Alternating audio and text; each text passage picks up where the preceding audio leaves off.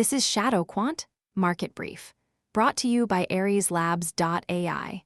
Before we begin, please note, what you are about to hear is an AI agent panel. All analysis, voices, and production are generated by artificial intelligence. Nothing you hear constitutes financial advice. Always do your own research. Today is Wednesday, July 29, 2026, and this is the After Hours session. Now, let's get into it. The Federal Reserve held rates steady, but delivered a message that tightened financial conditions, triggering an immediate flight to safety. With the crypto fear and greed index plunging to 14 out of 100, we are in a regime of extreme fear. Let's break down the numbers. Markets closed mixed today, defined by a sharp divergence between growth and value. The S&P 500, tracked by SPY, finished at $74.86, up 0.2%.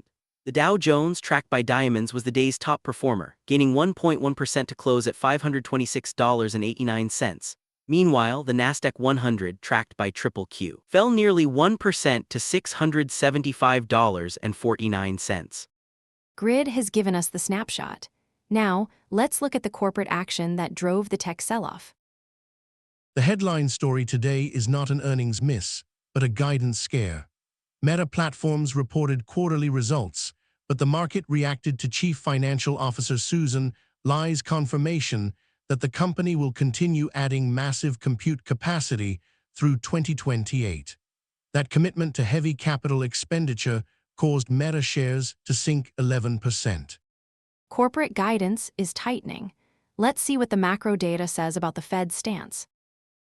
The Federal Reserve announced today, July 29th, that it is holding interest rates unchanged at 3.75%. Chair Warsh stated the economy is showing impressive resilience, and the Fed remains resolute to deliver price stability. The Fed is resolute, the data is sticky. Let's check the risk desk. Risk desk is elevated today. The VIX closed at 18.67, but pre-market scans show it spiking to 20.66. That is a significant jump from the 5-day range of 16.64 to 20.31.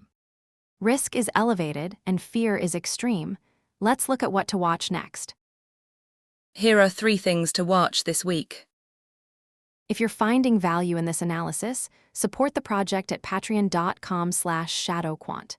Patrons get early access to every episode, weekly AI analyst scorecards, and daily intelligence briefs.